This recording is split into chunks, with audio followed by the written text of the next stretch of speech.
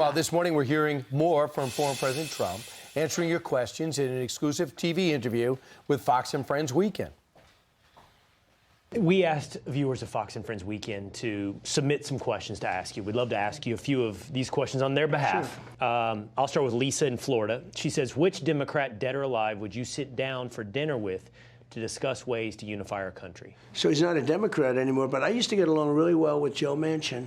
I got along with him, and we'd meet a lot. He said, "You're doing a great job. You're a great president." And when this impeachment hoax started happening, he said, "I'll never vote against you. You're a great president." And then he voted against me. I never spoke to him again. Okay? So that was one, but that was one that I sat down. I'd sit down with anybody, frankly. I want to unify the country. I want to ask you what Rena in Liberty, Maine asks. By the way, your sleep schedule, your diet, these are things of legend. So she asks, President Trump, what is the very first thing you do every morning? So I don't sleep a lot. I don't say that as a badge of courage. You know, a lot of people, I don't sleep, and they maybe do. I rarely eat breakfast. It's funny, I love food, but I don't necessarily, I'm too anxious. I really enjoy life. It's crazy. I shouldn't enjoy life. I get indicted, I get impeached. Somebody said, how do you live? You know the most often question? I get two questions. Number one, I get, will they do it again? You know what that means. Very ominous. I said, they're going to try because they can't help themselves. They're bad. But we hope we're going to have them blocked, okay? The other question is, how do you do it? How do you stand up and you get impeached, you get indicted, you get this, you get convicted of and they say, how do you do it? I get that question from very big, like you see the cars out here, you see the biggest people all over, the biggest people on Wall Street, they say, how do you do it? How do you do it? They get a letter from the SEC that's a friendly civil letter, and they can't sleep for 2 weeks. They say, how do you do it? And that's one I've never been able to answer. I don't know. The reason I think I can do that is because I know how great this country can be. And it's so big. It's such an important thing that I'm doing.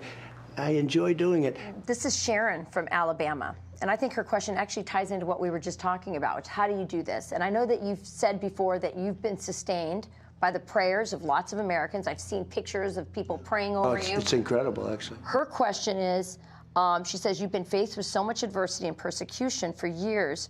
What's your relationship with God like, and how do you pray? That's Sharon from Alabama. Okay, so I think it's good.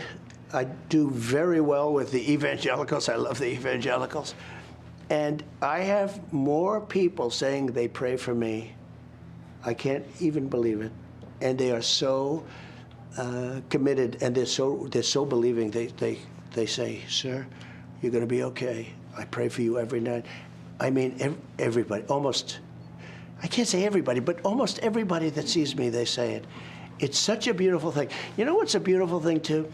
When you look at all of this bad stuff going on, they have nothing to look up to. They have no God. They have no anything. They kill people. They beat people. They push people into subways. There's just nothing there. Religion is such a great thing. It keeps you, there's something to be good about. You want to be good. It's so important. And I don't know if it's explained right. I don't know if I'm explaining it right now. But when you have something like that, you want to be good. You want to go to heaven, okay? You want to go to heaven. If you don't have heaven, you almost say, what's the reason? Yeah. Why do I have to be good? Let's not be good. What difference does it make? Or they try to create heaven here. So he wants to go to heaven after a week where he pretty much went to hell, through the, dragged through the court system. Yeah. I will say this. I think one of the fascinating things is his ability to work constantly.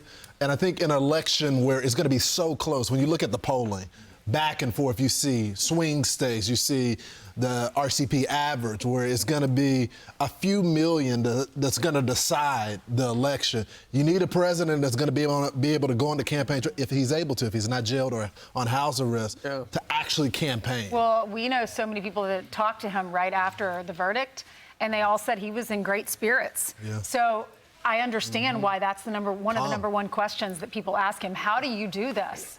I'm back to his last sentence, his first sentence. Are they going to do it again? Are we going to be back in court in Georgia, Fulton County? They're going to find a way to get something going in Miami. And what is the cutoff? are we going to sit through another 6-week trial in the middle of the campaign? You can't rule anything out because so many different courts, so many different things. The other thing that's undeniable, you get $100 million from Sheldon Adelson's widow, and now Puck comes out with this story, and Axios backs it up, that he's getting Silicon Valley executives, and David Sachs has told Axios that he's about to put together another major fundraiser for him, and he's got Elon Musk. All these people that were not a part of this has done a lot of galvanizing. What he's got to do now is opening up his Pennsylvania, Michigan, Wisconsin offices, because I saw a story over the weekend that he has no offices in Pennsylvania. He's got the money now. Open them up. You got to get the grassroots. You got to tell people, you got to let people know what you're going to do. And to your point, Brian, about the business community, remember, we're getting closer and closer to those tax cuts expiring.